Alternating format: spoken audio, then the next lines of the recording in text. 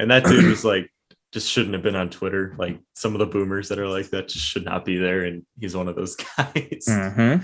Can't take the joke. Can't just not reply to a comment. Rock Kubatko syndrome. Oh my God. Fly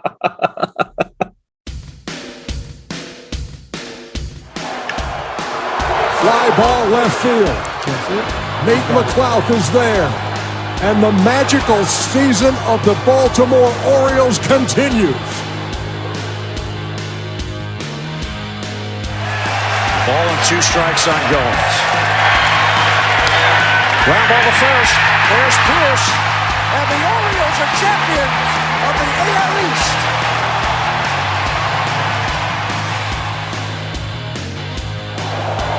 And everybody knows he's ready to fire on the first one. Bases loaded. Young swings, line drive. That is down and to the wall. Cruz is in. Pierce is in. Party around third. He's going to try to score. And safe. The Orioles have the lead. With the first selection of the 2019 MLB Draft, the Baltimore Orioles select Adley Rutschman, a catcher from Oregon State University.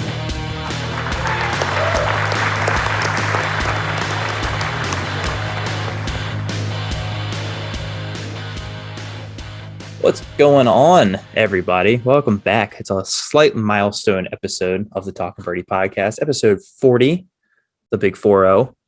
We're -1 today. Bradley is dealing with some things. So it's just me and Josh today, but yeah, we're back. We took a week off because we're all incompetent losers, but we're here now. Josh, what's going on, bud? How you doing? Apologies to everyone for last week's thing. We almost had a scare again today. The Zoom just decided to crash. My computer's like 7 years old, and it wasn't that good of a laptop to begin with, but we're here now. Doing good, Ryan. I actually got a accepted offer on a house in Pittsburgh. Told you guys that in the chat a little bit. But, yeah, we're expected to go in there August 1st. So that's the big news here. That's about it. Can't really top that too often. Wow. Oh, and Wilson. Wow. A lot of work needed on it, but it's going to be fun. The bones are good, and that's all I asked for. Good bones. Okay. Well, that's good. Congratulations, man. I think I already told you that, so I don't really need to tell you again. You did. You don't need my double congratulations. You don't even deserve them. Damn. Yeah, I mean, I guess the only thing new in my life is I am currently in the application process of the United Aviate Academy in Phoenix, Arizona. So they did answer you though? Oh yeah. Oh, that's cool. Yeah, I'm in like the second or third phase of the recruitment process. The first thing they did was when I first set my application in, they got back to me and said they asked me to follow this link and complete the questions on there. And it was one of the most awkward things I've ever done because it's funny because if it was simply getting on like a Zoom call with an interviewer and them asking me these questions, it would have been no problem. But it was not that. It was written questions, and they wanted me to record myself on video answering the questions vocally. I've done those before. Those are not fun. Those are more awkward than the interview. For sure. I don't know why it's so awkward, but it was because I'm like sitting here like hyping myself up before I hit like the record button. And I'm like, okay, you're going to say this and say this and say this and say this. And they give you 3 chances to record it. I went with my first one on each one because I just wanted it to be the most like authentic. And I didn't really stumble or anything. I actually delivered my responses pretty well. But it was weird. I was just like in my bedroom with the door closed, sitting on my bed with my phone, like because you're not talking to anybody. You're just like, no, you're just trying to nail this. So you're psyching yourself out. Like you're recording it on purpose. Like you're recording a TikTok or something. Yeah, it was really weird. But the next day, podcaster has trouble putting words together. Yeah, if only I was a professional podcaster. I don't make a cent off of this shit. In fact, it costs me money, which reminds me, I have to send you $7. I forgot. Yeah. But yeah, so apparently I did well enough though, because they got back to me again and they said, we think you could be an ideal candidate. Here's a link. Please take this aptitude test. And it was freaking like proctored. Have you ever taken a proctored assessment before? Yeah. But like a virtually proctored assessment? Yeah. Oh, okay. Yeah, it was weird. I've never done it before. I had to have my podcast mic on to like monitor the sounds in the room, and I had to take my webcam, and I had to do like a desk scan and show Sarah everything. had to do that, and she was like, it was the most awkward thing because there was a guy like sitting there, telling her to do it, and the guy had like a very thick like Indian accent too. And oh, that's weird. Yeah, I didn't have any of that. It was all just in the software. But okay. Yeah, I did that yesterday. I don't know how I feel about it. It was a lot of math, which, I mean, I don't know. I guess math applies to flying airplanes, but it was a lot of from school for a while too. So yeah, dude, I graduated school in 2012. It's 10 years ago. I haven't done anything remotely academic in that meantime. So like it was tough. I struggled with some math problems that I probably shouldn't have struggled with. But it had a bunch of other stuff too. Like one of the sections, when all the sections were timed, by the way. The second the clock hit 0, it just stopped and moved you on to the next one. There was also one, it was quickly, I can't remember what they called it, but it was like quickly analyzing if two numbers or combination, like alphanumeric combinations, were different or the same.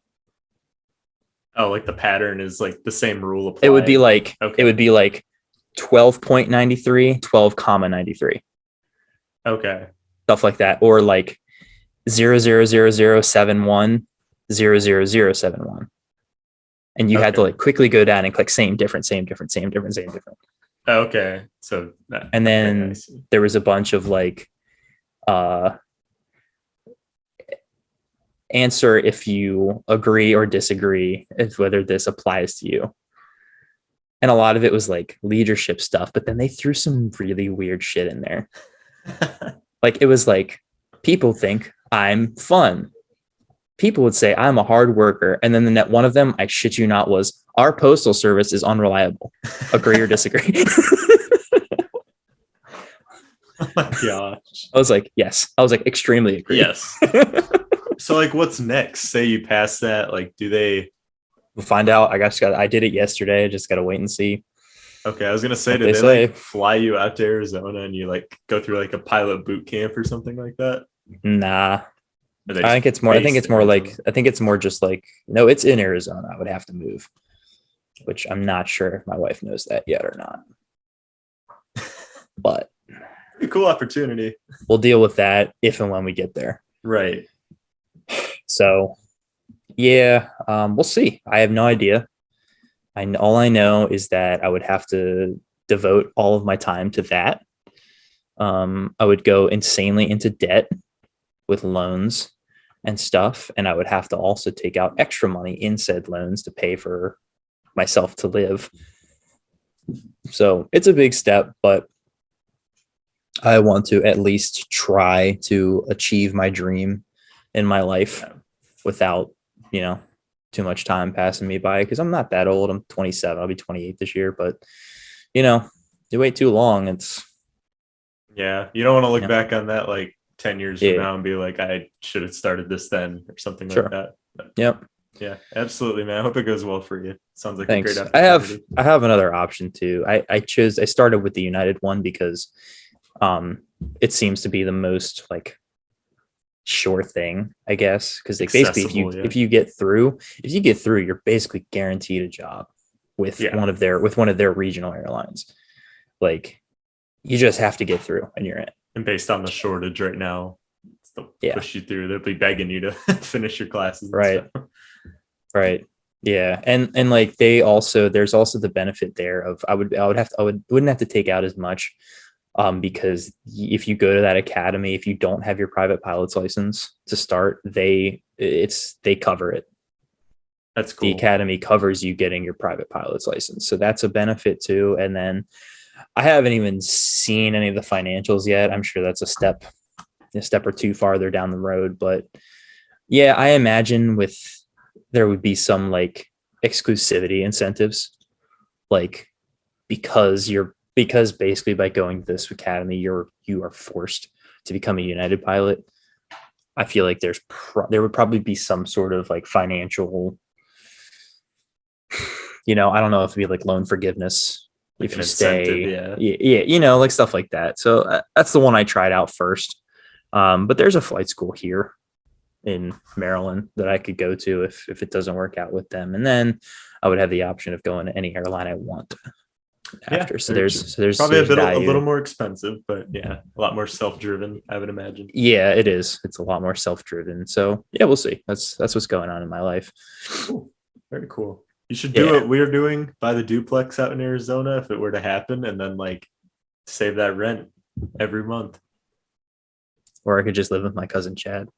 See if that's an option. I don't know. I don't know if he'd let me live with them, but he's actually an airline pilot already. So I've been talking to him heavily in this process. Yeah, he's been he flew for a regional airline called SkyWest out in Denver for the past, like, I don't know, feels like a decade. And him and his wife just recently moved back to Phoenix. They lived in Phoenix before, but they just moved back to Phoenix, and he also made the move to Southwest. Oh, okay. So he's in Dallas training for Southwest right now. Very cool. Which is really cool. Yeah. I talk to him all the time about it. I'm like, dude, you're like living my dream. And he always like eggs me on. He's always like, because he's like, it doesn't have to be a dream, It's like, stop it. Because the first time I talked to him I was talking to him about like the stuff I do on my sim and everything. He was like, why don't you just go to flight school? I was like, I don't know. Too. You did. It was about the same time as well. Oh, okay. Yeah. He was like, just go to flight school. I'm like, yeah, dude, it's that easy. And he was like, just do it. Okay. I was less adamant because I have no idea how much that stuff costs. Like I tell you about my buddy Drew, who started flying when he was like 14 years old. I have no idea what he paid for, though. I know he's in like Civil Air Patrol and stuff. I think they help cover costs and stuff, but I have no idea on the financials for that process. Yeah, that's one of the ways people get hours doing this, flying the civil stuff, like Air Patrol stuff, and flying traffic people around. Yeah. As my cousin said, that was a big like bread and butter thing for him getting his hours before he moved to the airlines. Okay. But yeah. We have a breaking live minor league update from Brad. Gunnar Henderson has hit a bomb in the fourth inning, and he is a double away from the cycle. Wow. So let's go Gunnar. But can he hit lefties? Did you read the text I just sent in there? A couple minutes? Okay. Yeah, you did. It's very good. I am actually kind of shocked at how much he's improved hitting lefties. I don't remember the exact number it was when we talked about it last time, but it was like under 600, I think. Like it was in the 4s or 5s for sure. Yeah, it was like really bad like that, but he has built that up almost to 700 again, and that's insane. If he can hit 700, yeah, that's considering he hits like there. a 1.0 off of righties. Yeah, his numbers. He's got like road to the show numbers right now. Yeah, in AAA, he really does. It's a great night for minor league ball. We won't get into it too much, but Kowser hit his first AA home run today as well. Yep, and in a little homage to Gunnar, he hit it opposite field too. Yeah, which is funny. Love to see it. Speaking of opposite field home runs, I was playing MLB The Show when I got home from work today, and I hit a no doubt 399-foot opposite field home run with Ryan Mountcastle. He basically did that yesterday. I know, but I hit it way farther. Okay. Like, and I was playing in Seattle too. You know that like first section of bleachers in the right field area? Yeah. It was like to the back of that. Okay. Let's see. And like, you know, on the show, when you hit a no doubt home run, like the camera angle changes and then it shows the player just like admiring it, like doing the bat flip or whatever they do. It did that, but it was an opposite field home run. That's pretty dope. Yeah. Yeah. It was sick. I like hitting the screamers dead center. They're just like 10-degree launch angle out of there, and they do the no doubt animations. You get I love the sound that they put in there for when you get like a perfect. Yeah, the way the crack of the bat changes. That makes it so satisfying. It's such a great sound. Love it. Let's get into our actual show. What do you say, buddy? I don't know. We can talk about planes for the next 2 hours. I know you'd be down. Patreon future. Nolan and Freddie would be down for that too. They would actually. Did you ever see the what Freddie commented on the YouTube the one time I did go into like a planes thing? Oh, was that him? I didn't even pick that up. Who that was? He was like less baseball, more planes, please, or something like that. There was no profile picture, and I didn't fully recognize the name Freddie, so I was like, just a boomer making jokes. That's him. At Masson Orioles. Shout out to him.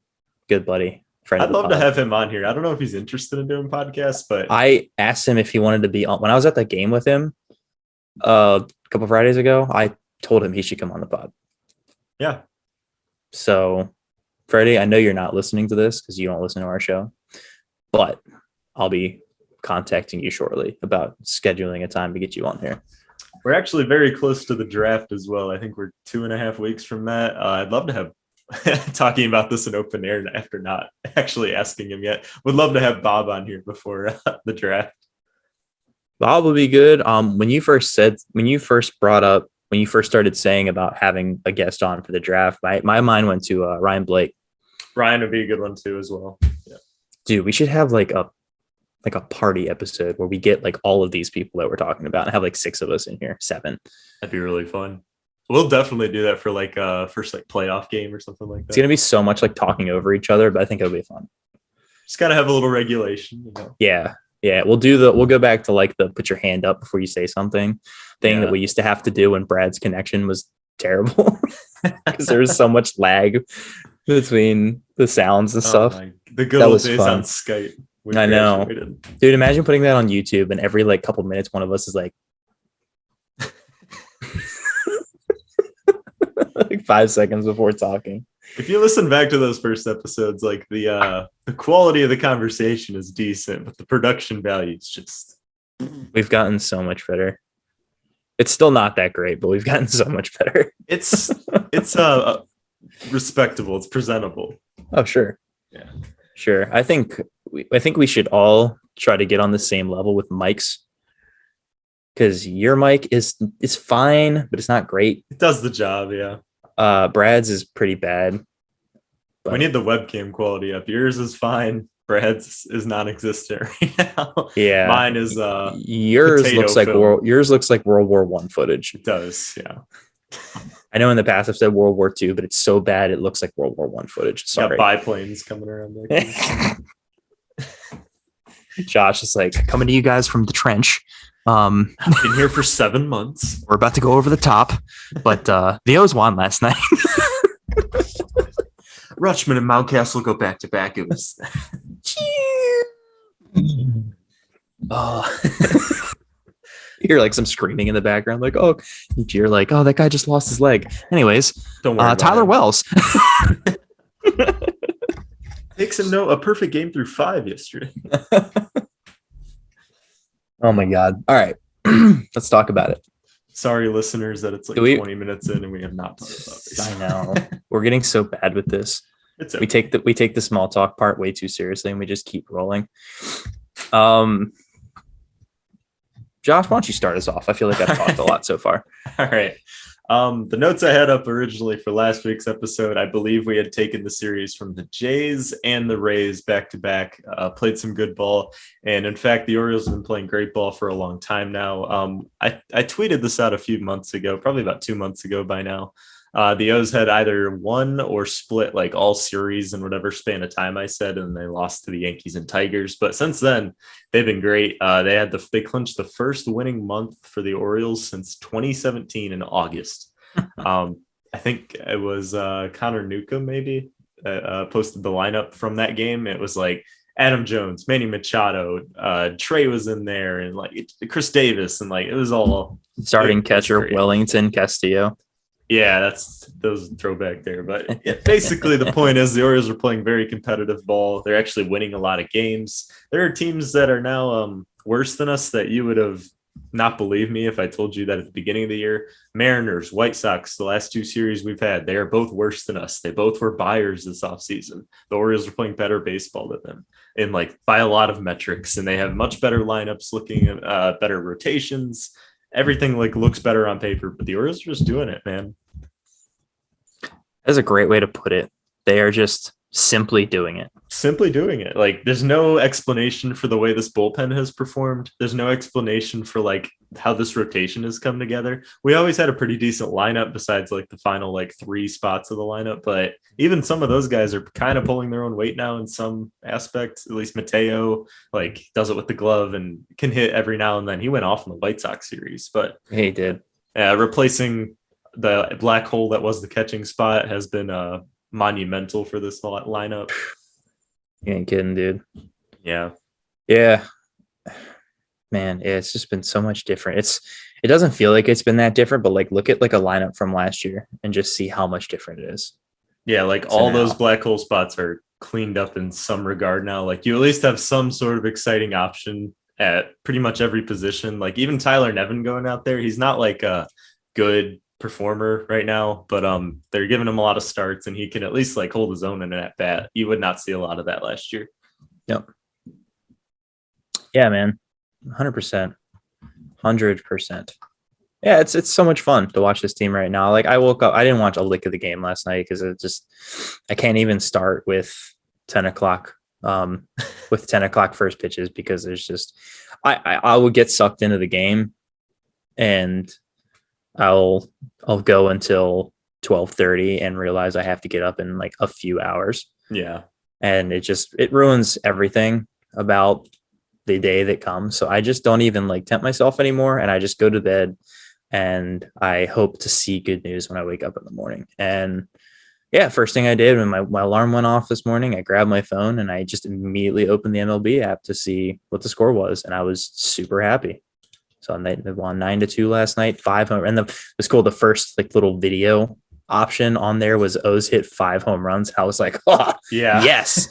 And I just clicked on that like really quick. And like the first one was Adley. And I was like, oh my God, yes. And then the next one was him and Mountcastle going back. And it was like that Vince McMahon meme where he's like steadily getting more excited. That was me at like 5 o'clock this morning. The Rutschman and Mountcastle back to back was really fun. Like we talked about this before we started recording. Like Rutschman's family was there. There's pictures of Adley hitting at Safeco Field when he was like 8 years old. Like that stuff's so cool to me. And like and then Mountcastle hits one right after Adley, and like the replay hadn't even finished cutting off, and Mountcastle had already hit it. Yeah, it's like a hard home run cool to watch. But yeah, those guys are popping off. And Tyler Wells, can't forget him. We're going to talk about it a little bit more later, but he goes, let me pull it up again. I think he goes 5 innings, 1 hit. It was a home run to Cal Raleigh, 3 strikeouts, just the 1 earned run and over 5 innings. That's pretty nice. He's now got a win in 5 of his last 6 starts. He is like one of the win leaders in baseball. I know it doesn't mean anything, but it's still interesting. You can't even really say anything bad about that home run too, because that pitch was like up at Raleigh's neck. Yeah, it's a good pitch. And he somehow got over top of it and, didn't pop it up. Most like I'd say 98% of the time, any hitter that swings at that pitch and connects, they're popping it up.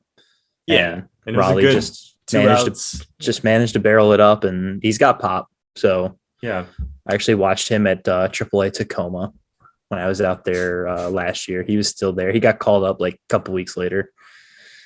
But yeah. Cal Raleigh's cool, except for the fact that I saw a Mariners fan last night being like, be honest, what does Adley Rutschman do better than Cal Raleigh? And literally all their replies are Orioles and non-Oriole fans alike, just being like, everything, everything, dude. Bizarre take. Like, I don't understand. Could just be trolling, trying to rile people up. I mean, I saw that the chat went in on a specific Mariners fan last night and really got his britches in a bunch, which is pretty funny. Some boomer. He had like 50 replies. Jordan had a great tweet about it. He was like, I didn't realize like a pizza meme would send a guy into a 50 tweet meltdown or something like that. That was pretty good. That meme was hysterically funny too. It was just so like out there. Like here's pizza L. Special delivery for Jesse Winker. L. Love it. And it's funny because it's such an innocent, childish meme. So when people get really worked up about that kind of stuff, it makes it so much funnier. Oh yeah, and that dude was like, just shouldn't have been on Twitter. Like some of the boomers that are like that just should not be there, and he's one of those guys. Can't take the joke. Can't just not reply to a comment. Rock Yeah. Kubatko syndrome. Oh my god. Rockabaka syndrome.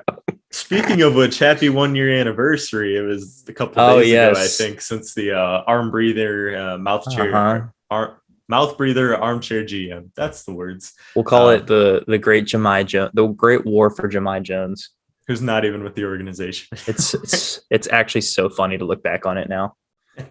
We went to bat for our guy, man. People that were on the other side of it will use that as like ammunition, but it's the power of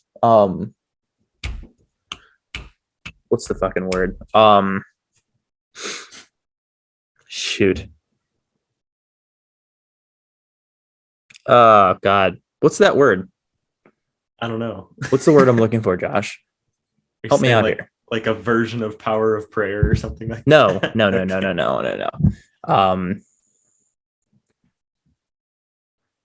Hindsight. Okay. Hindsight. That's foresight? What I'm looking for. Not foresight, hindsight. Okay. But yeah, I mean, it's purely hindsight. Like, yes, now we look stupid, but at the time we didn't. No, the dude had like a 900 OPS in AAA. He's 24 years old. And we were starting. We needed. And we were starting Pavlika at second base every day. Yes. So yeah. We don't need to get back into this. No, we don't. It is fun to look back on, though. I didn't get much of your take on it, but now that we've seen him play a little bit, thoughts on Jonathan Arauz? 23 years old. I didn't know that. I thought he was like 28, and we just picked up a bum for a week, but they might actually keep him. He means nothing to me. Right. He did. He's another. He could be. He's another Rio Ruiz in my mind. I don't care. I'll cheer if he does something good, but I won't. If he was up to me, he wouldn't be on this team right now. So that's fair. Taron Bauer's hitting like 850 OPS in Norfolk right now, and he looks really good. Yeah, I expect him up soon. I would much rather see Taron Bauer right now, but I mean, if whatever, he's going to be here. That's cool. I guess he's a lefty bat, so that's fine in a right-handed heavy lineup. Sure, whatever. Yeah. He crushed one off of Dylan Cease, which is pretty funny because he dominated the rest of the lineup. So the fact that Arauz, of all people, took him deep is comical. I think he had like almost the game-tying RBI late too. He made it like 3-2, and then no, he made it 4-2. 4-2. Made it 4-2, and kept the bases loaded. Yeah. So yeah, I that video, the recap video on the MLB app, included a little like sound bite from Scott Garceau doing the radio call, and I shit you not, he said error-ooze. Like error-ooze. Oh no, if he's like a bad defender, that's gonna be bad for him. Yeah. Like, no, Scott, the only error-ooze here is them putting you on the air. That's the error. The best Garceau mispronunciation was Ruiz last year. Oh God. It sounded like he had a mini stroke. Yeah. I was concerned.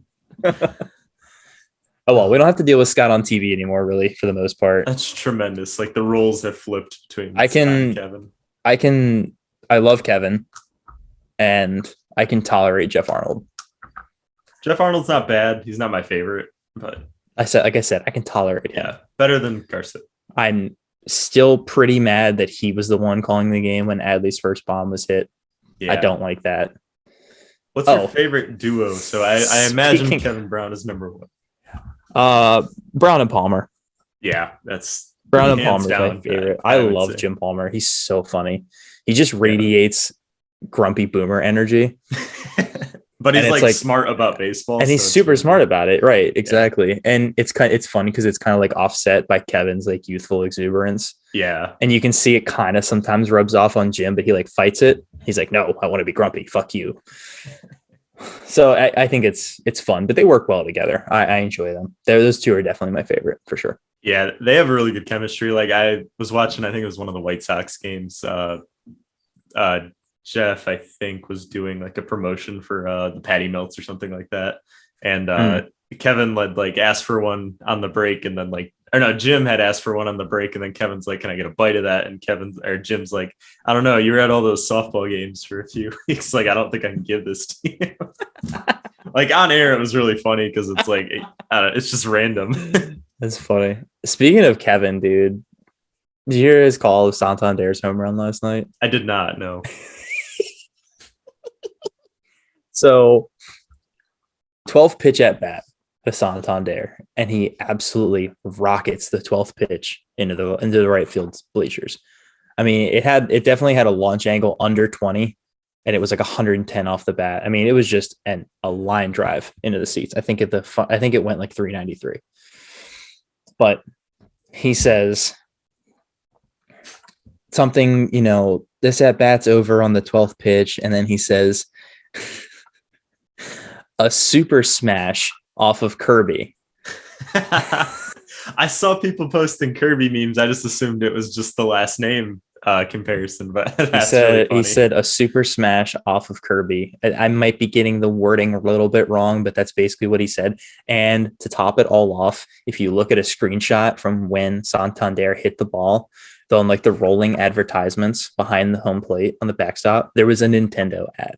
Really? Uh-huh. Wow, that's interesting. It was just Nintendo and had like Mario like with his fist up or something like that. But that's what I love. That's what I love about Kevin. He comes up with that goofy shit all the time. Not a lot of people can come up with a call like that, and like you have to be a younger guy. Obviously. Yes, I was gonna say that it takes a young guy to be able to come up with a reference like that.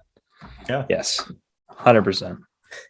Love you, Kevin. Friend of the show, Kevin Brown, by the way. Friend of the pod, yeah. Oh, mostly a friend of you because friend of me, yeah, because you guys were there. I do love Kevin. I DM'd him when the rumors first came out that he had signed a new contract, and I was like, "Hey, man, congrats on the new deal." And he kind of was like, "I can't really say anything, but it's good to be back." I was like, "Hell yeah!" I remember you told me that. He was very cryptic. Yeah, well, he had to be. It wasn't. Yeah, it's not. He's got to tread lightly and not do anything that would jeopardize his job. So I fully understand that. But yeah, Kevin's great, man.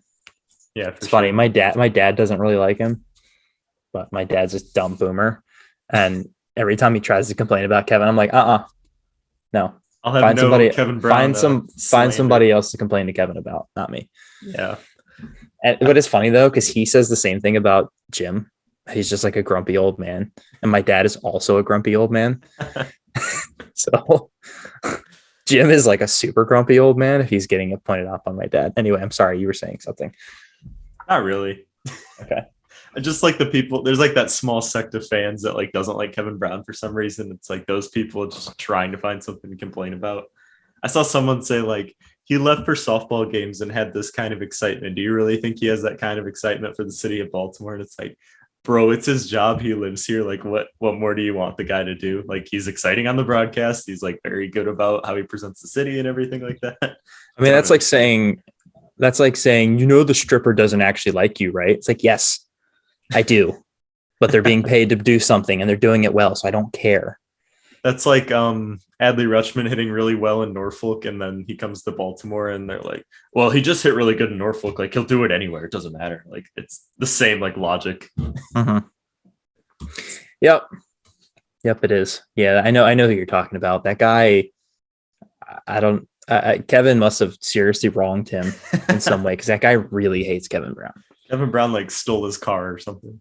Stole his car and took his wife or something. I don't know. It's the same thing the Oriole bird did to Buster Olney's wife. Yep. Speaking of Adley Rutschman, though, we have some fun stats from his. We do. From his career thus far, Ryan. I'll let you read those. Shall I? Yes. All right. MLB Network gave Adley a lot of love last night, and they put up this graphic showing. I'm assuming last night was his 30th game, and they did his splits between the first 15 and the last 15. And so I'll go through his first 15, and then I'll do the last 15. So his average was 143, no home runs. His on-base percentage was 226. He was slugging 196. He had a weighted runs created plus of 23 and a 24.2% strikeout. 24.2 strikeout percentage. It means he was basically striking out every 4 at bats. Yeah, downright pretty bad. Downright terrible, yes. And then fast forward to his last 15 games, which seems like it started when he played against Bobby Witt, which is hilarious, when they were in Kansas City. His average jumped up to 327. He's hit 3 bombs. His on base is 373. He is slugging 673. Weighted runs created plus of 193. Keep in mind, MLB average is about 100. So 193 is outstanding. His strikeout percentage has fallen to 11.9%. Which is half of MLB average. Yes. Now, 15 game sample size. So both are exaggerated by the fact it's small, but the stark difference just shows how much better he's been in his last 15 games. I don't know what happened, but the kid is locked in finally. And I think it's just stonks from here, man. I think he's only going to get better. Yeah, for sure. And like you compare what he's done in just these 30 games to like what guys like Torkelson have done. Guys like I'll say Julio Rodriguez is the exception because he's had actually a pretty nice year, but like Witt hasn't been overly impressive. They now have the same WAR, Adley and Witt, on Baseball Reference, and both play pretty important positions. And Torkelson's down there like -2. Like he's really bad right now. And he's Torkelson is of the same. I can't believe I'm engaging in a conversation about WAR, but Woodstock, Josh. Woodstock. No, I'm just kidding. Stop, yes. Torkelson is of the same mold as Mountcastle, where they're not going to, no WAR is going to come from what they do on the defensive side of the ball. Yeah. So all of it's got to come from his bat, and Torkelson's not been hitting. None of the Tigers have been. No, literally none of them. None of them. By the way, never make a trade with the Rays. Never. Isaac Paredes is going off for the Rays right now. He hit 4 home runs this week. I believe he was player of the week for the AL. He was. Yep. Pretty nuts. Like Austin Meadows is hot garbage. He still has not hit a bomb. He's been injured for most of the year, but still in 30-some games, you should have hit a bomb by now for a lefty power bat. When you're a lefty power bat, yeah, you should. Yeah, I mean, exactly. Baez has been awful. Another team that bought and isn't good. And the Orioles are way outperforming, like not even a debate. Mm-hmm. Yeah, but back to Adley, like the values providing defensively shows. I was going to quiz you before we recorded, and you told me you'd already known the stat, but his frame rate's in the 80th percentile, which is really good. That probably leaves about like 5 to 8 catchers that are maybe better, but I bet none of those guys have better offensive numbers than Adley. If not, it's like a Will Smith type or maybe a real Muto type. But other than that, like that's pretty rare air where Adley's at in just this short amount of time. And he's getting hot, and then it doesn't look like he'll slow down like we talked about. His walk rate's a little lower, but that's because it's like he's pressing, but it's working out for him. Like he's swinging at those good pitches he's getting early and at bats, and it's working out for him really well. Yep. And we know his approach is good. He showed that over the minors. He showed that in college. When he does slow down, like, because obviously that last 15 games is not sustainable, it'll still look really good because of that approach. Yep. Yeah. I mean, I think that was kind of what a lot of people were saying in his first sum. They're like, he's taking too many pitches. Yeah. Like he was when he first came up, he was one of those guys that you could almost from the scouting report be like, okay, just throw him like 90 down the pipe because he's not going to swing. And he wasn't. He was never ripping at first pitches, but his first career home run was a first pitch fastball off of Barrios. And once he started jumping on first pitches and pitchers knew that they couldn't just throw him one down the pipe because he was going to take it, it seems like it's all gotten better for him from there. Mountcastle must have talked to him. He's like, you should definitely swing at the first pitch. Like, dude, yeah. Mountcastle, the pro first pitch hitter. Yes. Mountcastle is the general of the guerrilla warfare against first pitches. He will ambush any first pitch that he sees that comes along. I'm happy to see Ryan starting to kind of fit in more. Like last year, he just kind of seemed like the rookie that was popping off, but now he's in a lot of the team promotional pictures. Obviously that's intentional, but like he seems a lot more comfortable this year around the team. Yeah, he does. He does. The numbers are kind of showing it. He's a funny dude too. It seems like. What were they singing? Danger Zone or something like that? Yeah. I was going to reference that. Yeah. And he's got that dumb, like big cheese thing from spring training. Like, I don't know what that was about, but yeah. Talk about another dude that's slugging right now. Season OPS up to 790. Last 14 games, he's up to a 1 dot over those 1.0. last 30 games, 25 games. I mean, 913 OPS. So We're talking he's about slugging too. Mountcastle. Yeah, Mountcastle. Okay. Yeah, dude, he's been fantastic. He's got the average up too. I think he's hitting like 270 this year. Yeah, that's true. His walk rate's a little lower, but like as we saw last year, he just kind of got better as the season went on. Averages at 271, slugging about the same as last year, and OPS is about the same as well. OPS plus is a little higher, but he's on pace to do what he did last year. So yeah, he's basically like 30 home runs every year. And he's got more people on base in front of him this year too, so the RBI numbers are looking a lot better too.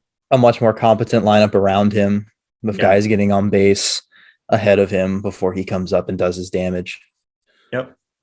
What we do need to figure out, though, and this is critical, is why he goes from Ryan Mountcastle to Ryan McKenna the second I step in the park. That dude never hits when I'm at the game. Ever. It drives me lineups have been really insane. Weird. He is my favorite player. And I love going to see him, and he hits like shit every time. I've never been in the park for one of his home runs. He has not hit him. He's not. Yeah, you did in Detroit, right? Yes, sir. Oppo. Yeah. Dude strikes out so much. I wish I could like keep track of all the games that I've been at and actually go back, because you can do it on Fangraphs and look and see what his actual numbers are, because they're bad. It makes me really upset. For those interested, I have fallen off the McKenna train a little bit. I still like the glove and running, but he can't hit. He does not deserve starts anymore when you have guys like Stowers right here, who's already debuted this year. They're just waiting for them to give them regular playing time. But yeah, McKenna's bad is atrocious. Yeah. I'll admit it. Always has been, bud. Always has been, but my argument last year was like every DJ Stewart at bat should have went to Ryan McKenna, but we're kind of past that point now. Yeah, I can't really rely on that, on him getting consistent at bats, because on this team he's not going to get them. Nope. If you have a healthy Santander, a healthy Hayes, Mullins, Stowers on the way, I mean, there's a lot of options, and they're just they're trying to fit Mancini in the lineup at the same time. It's just not going to happen. Yeah, which is becoming a problem in itself. Yeah. We've done a number on the Mancini thing. At least he's performing pretty well this year, even compared to last year. But yeah, he's been like normal Trey Mancini, I would say. He's a little less than 2019 Mancini, but other than that, this is probably the best version of Mancini we've seen. He's a lot more contact oriented this year. Yeah, he's fine. I just don't. I don't know. I'm not as attached to him as most people are. I love his story. I think it's fantastic, but some people are extremely attached to him, and I don't really know why, because he's never been like a more than like an above average player. Especially for the position he plays too. Like no doubt it's going to be sad when Trey's gone, and that's probably going to be at the end of this season, but like it's a pretty necessary move. I don't think if the team lets him go, it's because they're being cheap. I mean, Adley's got to play DH and catcher because they're trying to save the knees. They've already said that. Mountcastle can really only play first base and DH. Trey plays first base and DH. So just kind of the way it goes. And Rutschman also plays first base sometimes. We haven't seen it in the majors yet, but that's just too many really good players at so few positions, and there's only so many ABs to go around. Yeah. And you kind of, by like shoehorning Trey into the lineup, you kind of like put other guys at a disadvantage, or you put yourself at a disadvantage because you have him in a corner outfield where he is god awful. Yeah. Like, when you and I talked about this the other day over text, Josh, but like he doesn't want to DH every day. No. So, he's 30 years old. He's an athletic guy. I mean, we've heard that from other players before too. Where like, yeah, he doesn't want to hit. Yeah, he doesn't want to DH every day. So that means sometimes you have to play him at first base, and then he's not a bad first baseman either. But no, but there's still even between him and Ryan liable with the glove, Mountcastle. There's still a drop off. Like Mountcastle's a much better defender this year. Oh yeah, he's been really solid over there. So like you lose defensive value, granted, albeit only from your first baseman, but you lose defensive value when you put him there. That means if you're keeping Mountcastle's bat in the lineup, you have to put him at DH. That means if you want to have Rutschman in the lineup, he's got to be catching. And if it happens to be a day where you want to DH Rutschman, then Mountcastle sits. Someone's got to sit. Yeah. Yeah, and I don't see how you sit Mountcastle unless it's just he's tired and needs a break, like Right. one of those like scheduled days off where it's just just have a breather for a minute. But because then when you're forced to DH Rutschman, then when Chirinos and his 100 batting average come up in a clutch situation, then you lose your DH for the rest of the game because you have to take your DH and put him at catcher because you just pinch hit for Chirinos and he's out of the game. Yep. And all of this is because Trey Mancini is a bad defender. That's all I'm saying. Can't play a competent corner outfield position. No, he really like, at can't. least Santander can do that, like to some degree. Like he's not showing what he did in 2020 where he was like a debated like Gold Glove winner, but like he can play out there a little bit. And obviously Hayes and Mullins are incredible defenders. Santander is also like a better hitter. Yeah, I mean the switch hitter aspect, he has a bit more power potential, I'd say. Yeah. But anyway, we don't need to continue. It sounds like we're trashing Mancini. We're not. It's just a little gripe that I have. I have always been a sports fan that just simply wants the best for my team. I don't have great attachments to players, so I just whatever's the best for the team, that's what I want to happen. Yeah. So I love Trey. I think he's great. But I don't know. I just think he's past his Gunnar hit for the cycle. 4 for 4. Single, double, triple homer. Come on, man. Just refreshed Twitter. Saw that. Nice. Holy shit. That's cool. It's really cool. Talk about a dude. He is that dude. Oh, God, you see his home run too? I did, yeah. Just a beamer. Belted. No, actually, I just saw the triple. Never mind. Oh, Belted. I didn't see the home run. My goodness. But yeah, you say it well. As for Trey, it's kind of like we're going to be sad when he's gone, but a necessary move probably because you're not going to get rid of Mountcastle or Rutschman. No, not even a debate. No one say that. Wow. I just saw the clip of his double for the cycle. Just an absolute piss rocket into the right center gap. And guess what? It was off a lefty. Kowser's home run was also off a lefty today. Yeah. All right. Sorry, we get a little sidetracked there from fun things happening in the minor leagues. I'll watch it later. Yeah, you should. It's very, very aesthetically pleasing. So, Josh, you wrote this note down, so I'm going to let you go into it so you can kind of start this conversation how you want it to be started. The I love part? No.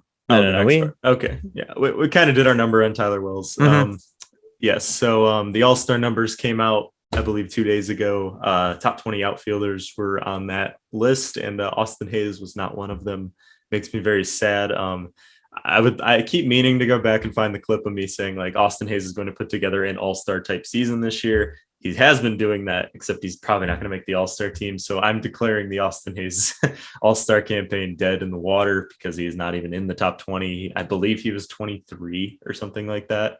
I was talking about this with someone on Twitter, and I think his name was Madison, but how like Mullins made the All-Star game last year, like he had to lead in every offensive category for outfielders. He had to be the story because he was the switch hitter who was kind of a busted prospect who came out of nowhere. Austin Hayes has always at least had a little bit of a reputation as like when he's healthy, he's good. He's really scrappy, stuff like that.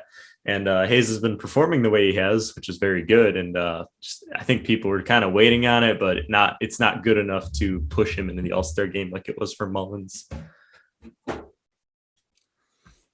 Yeah, it is quite unfortunate. Abolish the fan vote, by the way. It's so bad.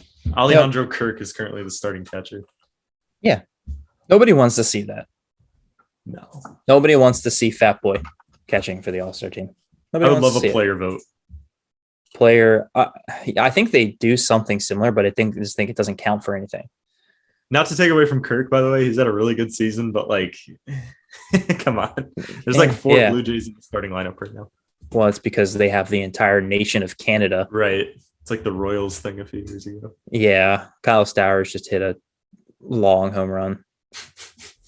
It's a great night for minor league ball, man. I know. And also, isn't it fun that all this fun shit is happening with our AAA team too? Oh, I know, dude. It's so great. Because these players are very, very close to jumping to the majors. Borderline top to bottom. Like there's someone to watch in there for each position. That's kind of like you said, someone kind of on the bubble. Yeah. Yep. Also, Stowers homer also off the same lefty that gave up the double to Rit Bozo. Yeah. Yep. Yeah.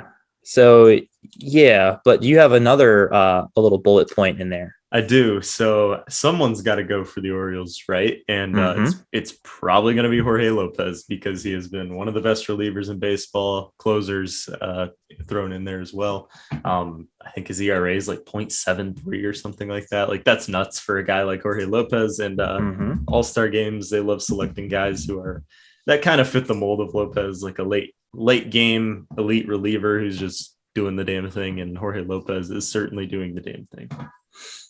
Yeah, he's putting up like prime Zach Britton numbers right now. Yeah. It's pretty cool. Pretty cool. Yeah, it'll probably be him, unfortunately. Not that Jorge doesn't deserve it. I think Austin deserves it way more.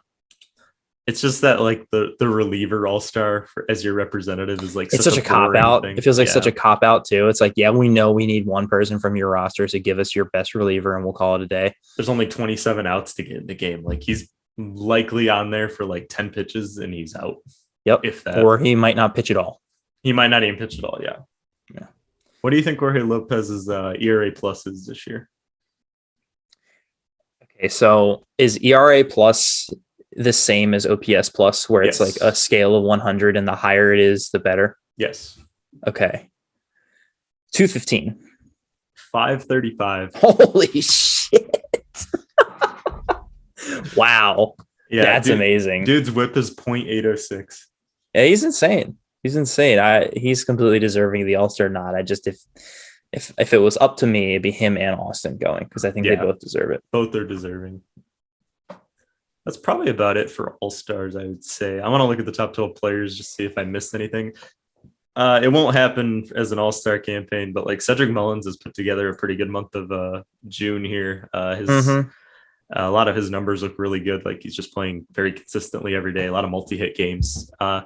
We talked about Tyler Wells earlier. I don't think he has an All-Star case, but definitely a really good story, really good season for him this year. Yeah, love Tyler Wells, man. Love him. Still the most consistent starter in this rotation. When I was looking at it, he has not given up more than like 5 hits in a game since like end of April, I think it was, and like less than like 3-4 runs or less allowed in each one, most of them being 1 or 2 earned runs for each start. They need to let him go into the 7th inning one time. I just want to see it. Yeah, I don't know what it was last night, but I think it's a pitch count thing. They said that before the game too. I think Hyde said, I want to limit him a little bit. They kept him at like 70 pitches. He had thrown like 90, something like that the last time out. So understandable, but I hope they allow him the opportunity to ramp up. Yep. I don't know why they're limiting him so much. I know he came off Tommy John like in 2019, but he pitched all of last year without much of an issue. I think he had a little bit of an issue towards the end of the season, but he was overly a late inning reliever throwing no more than 1 inning at a time. Right. And it's much different. Yeah, and this year much they're being pretty cautious still, which I guess is fine in a year like this, but I'd like to see it like a couple times this year. Just let him go 7. Yeah, I don't disagree with you. Yep. I'll let you take the next one because this is where I'm going to listen a bit. Right. Okay. So it's a great segue too, because we're still talking about Austin Hayes. At the beginning of this year, we're doing our predictions. Brad boldly proclaimed that he thinks Austin Hayes could be a poor man's Adam Jones. And it reminded me of this. I don't know what reminded me of this today, but I just, Austin's having a great year, like we're just saying, and I wanted to see, is Austin really a poor man's Adam Jones, or is he a better Adam Jones? So I collected a little bit of data today. I pulled up Austin's game logs. All this stuff is courtesy of fangraphs.com, by the way, my favorite baseball statistics site. I pulled up Austin's game logs for his all of his numbers for this year. And then I had to think of a way to compare them to Adam Jones. So what I did was I saw this is Austin's age 26 season. So I went into Adam Jones's game logs on Fangraphs as well, and I found his age 26 season, which was 2012. So I'm trying to get them as close to the same as I could get. And once I determined that, I pulled up his game logs for the beginning of the season through, and I had to fiddle around with some dates, but I eventually was able to get it to where it's the data sample of both of them in their respective seasons through 293 plate appearances. That's just because it's a weird number, but that's because that's what Austin's at right now. So I just matched it with Jones, because obviously this season is still in progress. Right. And what I found was disappointment, because I wanted to be able to say, look, Austin Hayes is outperforming 2012 Adam Jones, but he's not. Jonesy was on an absolute heater that year. It's his best season. Yeah, of course it is. He had better numbers than Austin pretty much across the board. Not by a lot, but definitely better. Let's see. Let's get to his advanced. Adams' weighted runs created plus was 151. Austin's is 137. Jonesy's OPS at this juncture of the season was 927. Oh my gosh. Yeah. Sorry, Austin's is 834, which is still it's a great OPS. But like I said, yeah. Jonesy was just on an absolute heat that year. Austin has, go back to standard here. Austin has 11 home runs. Jonesy had 18. 9 stolen bases for Jones, only 1 stolen base for Austin. He hasn't run that much though. For some reason, like it's really weird with Austin. Yeah, he's really fast, and like in the outfield, he shows that, but he never attempts steals. Their walk to strikeout ratio is almost identical. Jones has struck out 50 times to 16 walks. Austin has 53 strikeouts to 19 walks. So they're very similar, but yeah, Jonesy was just a little bit better. The only thing Hayes' defense is better. Yeah, I'd agree with that. Perhaps a little.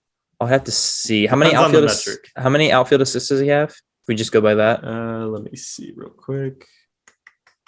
2022. He has 6. 6. Yeah. Let's see if I can find Jonesy's. This is all batting stats. Yeah, depending on the metric, like I was just using D-WAR real quick. Jones was -1 at the end of the year. He's in the positive right now. So. But I don't know what it was through the 253 appearances or whatever. Yeah, I'm having trouble finding defensive stuff on it, but that's because it's on the fly and I had the offensive stuff queued up, ready to go. But side note, baseball needs to figure out their defensive stats, like analysis, like it's so all over the place. Yeah, every site you look on kind of paints you a different picture. Yeah. But yeah, it's cool to see how they compare. Like I said, I was really hoping that Austin would be like, blowing Jones away, but of course he's not. So, but hey, sometimes you're disappointed by things. But it was cool to look at their numbers and see that, I mean, just even though Jones was a little bit better, they are almost the identical type of player. And we do need to revisit this at the end of the year. So keep that all that document and stuff together, because Hayes had a pretty bad April, and it sounds like Jones had a better first half in the second half. Yeah. Based on looking at the total season stats. So it could get pretty down to the wire. Could even out. Yeah. Yeah, we will. We will revisit this again for sure. And the 2012 team is very comparable to the current team as well. Like Hayes has a decent amount of protection, much like Jones had at the time. And like the team's current vibe is trending upward. So, I mean, sure. Very similar atmospheres. Very true. So yeah, there's just a little bit of research I did earlier, just for the fun of it. That could be a fun segment to bring up, maybe once a month or something like that. Just pull up a past but recent O, and just compare the seasons a little bit, just to see like who's this version of this guy from, like who's the JJ Hardy but on this team or something. You know, it'd be really fun to do is compare once Adley has a full season under his belt, would be to compare his and Wieters' first seasons in the bigs. Yeah, we had talked about that. Currently, Adley's on pace to be a bit better, not by a lot, but a little bit. Like war-wise, he's blowing Wieters out of the water, but in terms of offense, they're about the same. And yeah, that'll be fun to look back on as well. You can even compare it to like current like great catchers, or maybe just of the recent past, and just see like how he stacks up and everything. But yeah, interesting numbers there. I'd also like to point out that because we have chosen to harp on this, I will kind of make fun of myself. 3 out of 4 of Gunner's at bats tonight were against left-handed pitching. Ever since we said that, man, he's been better. He's been better. That's fine with me though. I've chosen a new person to rag on for lefty splits. Is it Colton Cowser? Yeah, his lefty splits are pretty bad, but he's not as far along as Gunner is. So no, I don't expect. He had his first home run in Double-A off of lefty today too. So proving me wrong as always. That's fine though. Yep. All right, and Ryan, I'm gonna need a little insight here. What you were planning to do with this next topic? Like it's something I've thought about before, but I didn't know how you wanted to take it. Hold on, what is next? Oh, this. Okay. The big conversation. Yeah, this was something that I brought up before we were supposed to do last week's episode. Didn't happen. So we're just gonna talk about it now. But I wondered why, and this is just like sometimes I get bored at work and I just think about things. And yeah, that day, my mind settled on why are even highly touted baseball prospects so much less of a sure thing than they are in other sports? Why is it such a crapshoot, for lack of a better term, when it comes to analyzing prospects in baseball? A valid question. And so I did some brief little research, and I just, of the big 4 sports leagues in North America, I searched what is the average pro career of a player in each of those leagues.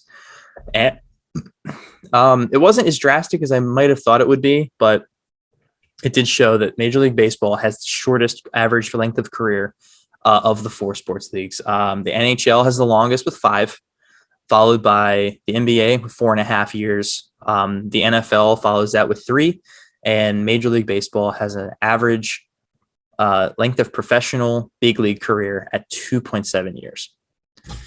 I think it can be explained with the NFL why the length of career is so short. I think it's less to do about player performance. It's more about injuries. Yeah, physical. NFL is just a brutal, violent sport, and it really takes its toll quickly on the body. And most guys are very, very lucky to escape their playing career without some sort of lasting injury. I read something that 99% of NFL players have like CTE, which is that some form of brain damage just based on from the sport. And 99%, that's insane. It's damage caused by your brain literally jostling in your skull. Yeah. But yeah, a lot of them do have it, and it doesn't always manifest itself into anything. Some guys get it and just continue to live their lives completely normally after they get done playing. They have normal lives, die at old ages, and other ones, end up with guys living in dumpsters and killing themselves like Junior Seau. So it's a very strange disease. You really don't know that much about it yet. No, they don't. And the thing about it is they can't study brains can't study their brains on the effects of it until they're dead. Yeah. So these guys basically have to like commit their brains to it, and then like we can find out after they die. But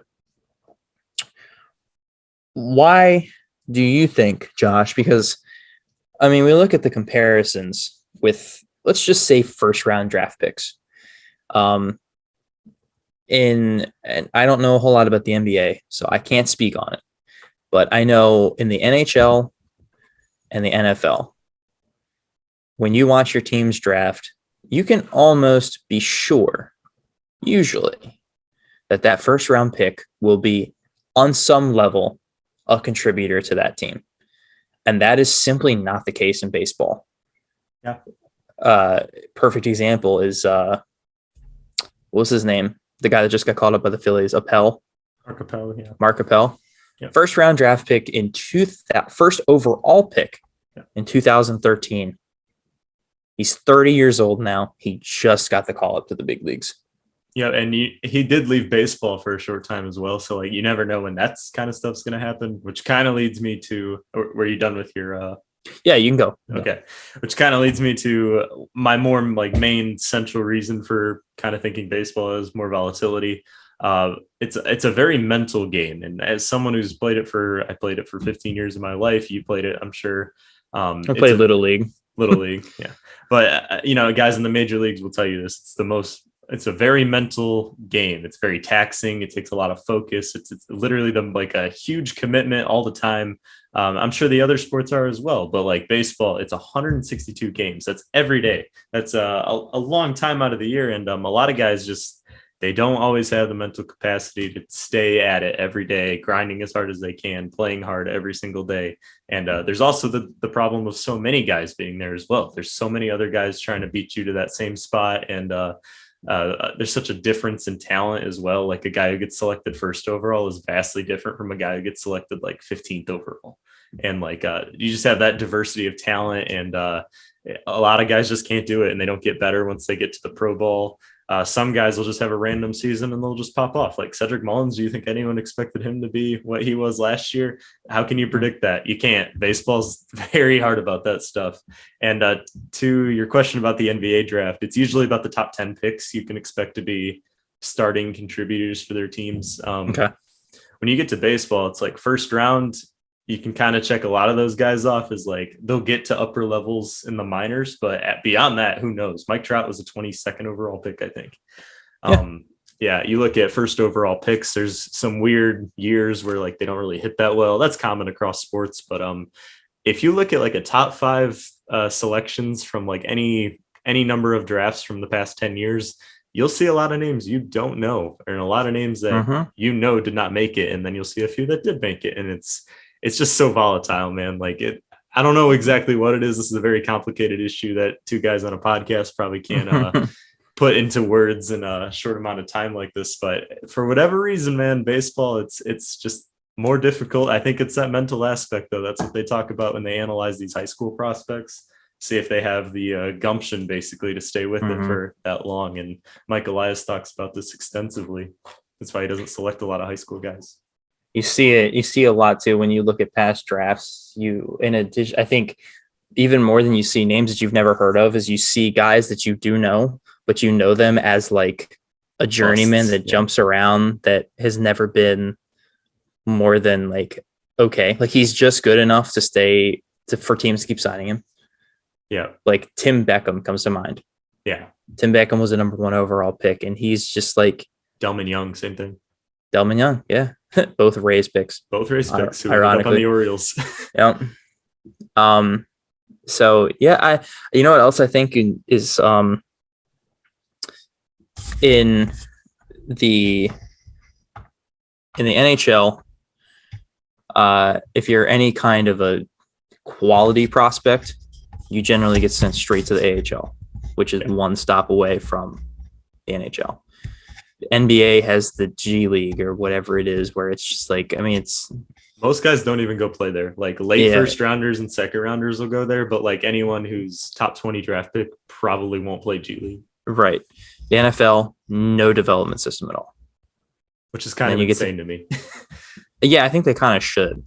They have like in-house teams. I forget what it's inter-squad games. They practice squads. Yeah, practice squads. And then you get to Major League Baseball, where before 2 years ago had, you could say, 6 steps before you get to the major leagues. And I'm wondering if that has anything to do with it too. And most guys start right at the bottom of the totem pole there. Yeah, they you start talk rookie about ball or single A. You talk about the grind of you're talking about the grind of the major league season. I'm thinking just the grind of being a minor league baseball player. Yeah, staying in shitty places, not getting paid real money, and all the while trying to hone your craft and become one of the best baseball players in the world. It's why I love Pat Dorian, man. R.I.P. because he's on the Brewers now. But like that guy's story, like really impresses me, man. Like he went to community college. He went down to some like kind of nothing D1 school in Florida. Played at the Pirates in rookie ball as like a 23-year-old or something like that. Builds his way up in AAA this year. But I mean, he's 26 years old. He's been doing this for so long, and like that not a lot of guys are willing to do that. And good luck to Pat in Milwaukee. I'm a fan of his for life after we got to meet him and everything. But yeah, for sure. Me too. Yeah. So definitely a good point. I think the grind of just trying to get there really exacts a toll on guys. And I'm thinking maybe some of them, by the time they get there, they don't have much left in the tank. Yeah. I don't know. It's such a complicated thing. Like you said, it's not something we're going to hammer out on here, but it was just a random thought that I had. I thought it'd be kind of fun to discuss it. I think another aspect is like what you describe as success in Major League Baseball. Cause like, think of the pool of stars that you would call like league-wide stars. It's not a big list of names. Like you could probably name 15 guys that you would say like everyone in every fan base should be able to name those guys. That pool is about the same for the NBA, the NFL, and the NHL. I don't know about the NHL as much, but it's about those 10 guys, even less. Yeah. But the point is like to be counted as like a big success, especially as like a number 1 or number 2 overall draft pick, you have to kind of bust into that like top 10, maybe top 20 guys. And if not, you're kind of disregarded. But think of all the guys that don't make it even close to that. All the guys who don't make it past AA, the guys who don't make it into like professional, like single A ball. Like it's a wide amount of people. And up until like 2 years ago, the draft was 40 rounds and a lot of those guys in the late rounds would sign. And I think that's where you see that really low number for the average years in pro, but just an insane amount of people trying to do the same exact thing for a really long time. And a lot of people just can't do it. I think you've just added another reason, and it's the sheer volume of people fighting for a small amount of spots. Yeah, it's 26-man rosters, man. It's a lot less in other sports. It's a lot less. Yep. So yeah, I don't know. Just an interesting little, little thing that I thought of. And I think we had some constructive talks on it.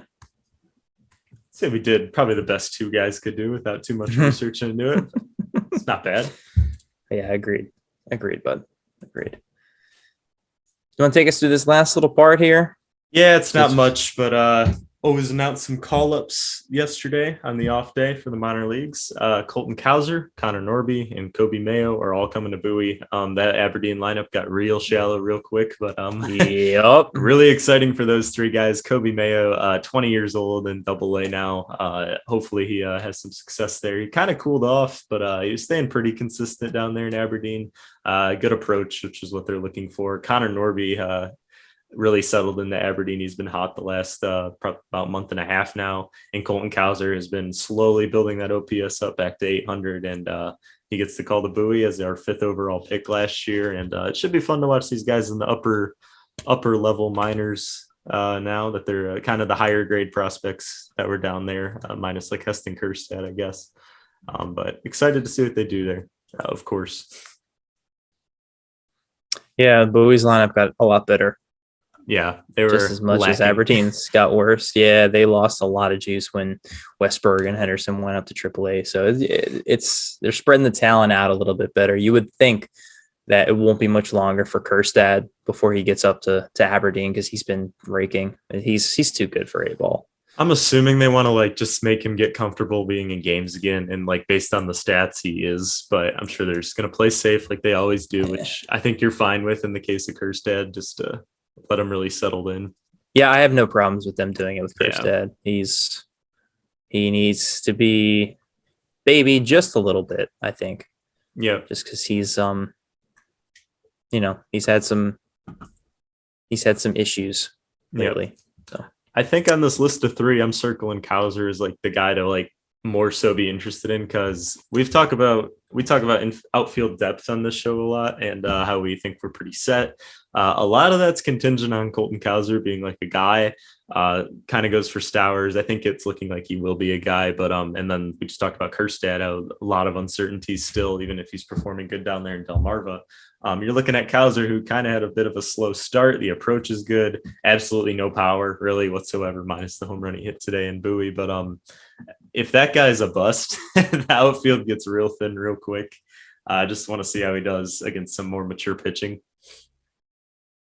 I don't think you have to worry about Cowser being a bust, because I think he will get traded before we have to figure it out. If we find that out.